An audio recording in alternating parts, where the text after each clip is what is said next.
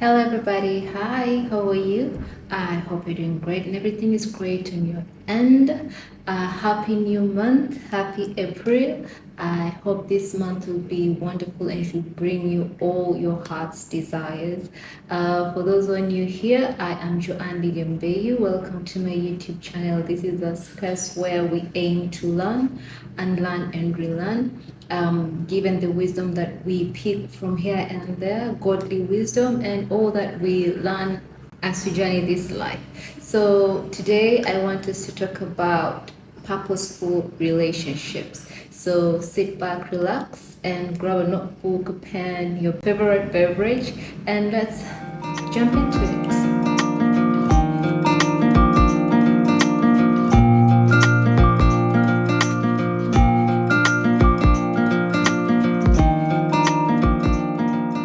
A purposeful relationship is a relationship that aims at edifying the parties involved in that relationship. So it's a relationship that aims to bring the greatness out of you, enabling you to achieve your assignment here on earth, enabling you to fulfill God's will, enabling you to fulfill God's destiny, and a relationship that inspires you to be greater than who you are, where you are. So it is a relationship that aims at benefiting those who are involved in that relationship. And I'm not talking about a relationship which is transactional or reciprocal or something like I give you, you give me. No, it's not that kind of relationship. It's a relationship that aims at pushing you to the future that you want to achieve in life. I'm talking about a meaningful and deeper relationship. A bigger part of living an intentional and purpose-driven life primarily depends on the relationship we hold. So a purposeful relationship is not a carnal relationship. It's not a low-level relationship. It's not a relationship that does not light up the fire in you or does not challenge you. So it's a relationship that inspires you to be the greatest that you can ever be. God gifts us with relationships that mark our destiny. God is the one who knows who we are, what is within us, and where we need to be in life, few years to come or 50 years to come, where you ought to be in life. So he brings the right people who will journey with you to help you attain whatever assignment he has deposited in you, whatever purpose he bears for you. So to ensure that you have those kind of relationships that mark your destiny, you need to go back to God.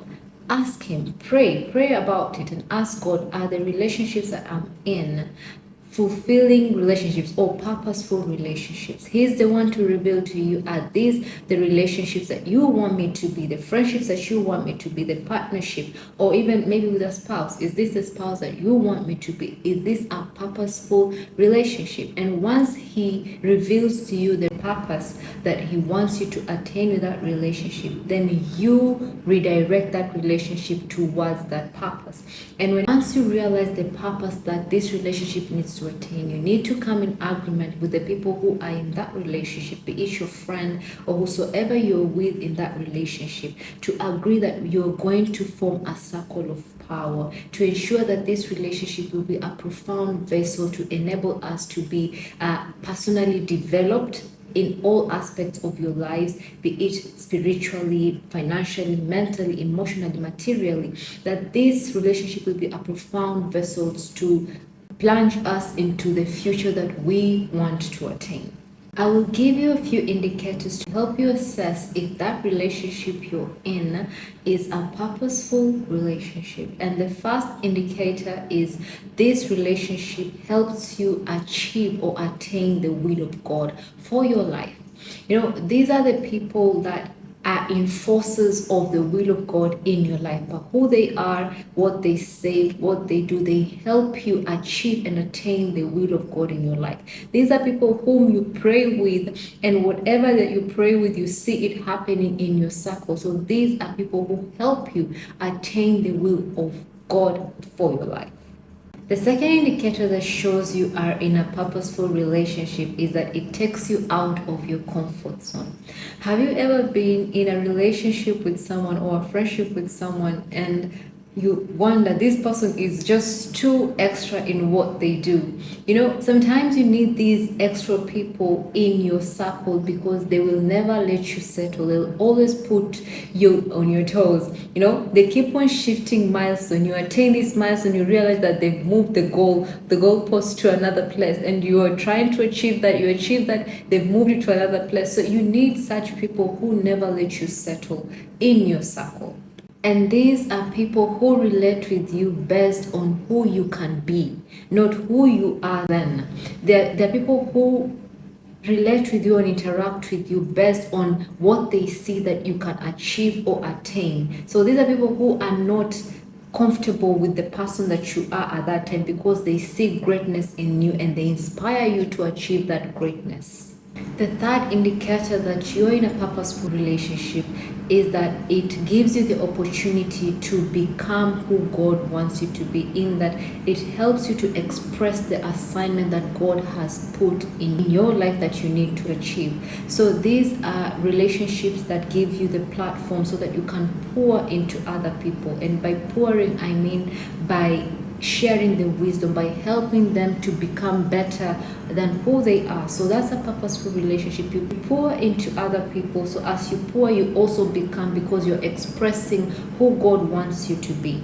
So one thing you should ask yourself in the relationships that you find yourself is that, is your assignment being expressed? Are you becoming the best of who you are, or are you becoming what you are meant to be? Also, doesn't necessarily mean that you have to be the one who's always doing the pouring. It means that it can be the other way around, where someone is pouring into you by sharing their wisdom, their experiences, materials to help you become the person that God wants you to be and achieve the assignments that God wants you to attain. So it doesn't necessarily mean that you have to be the only one doing the pouring. Even it can be the other person who also does the pouring. The fourth indicator is that this relationship looks like the future you want.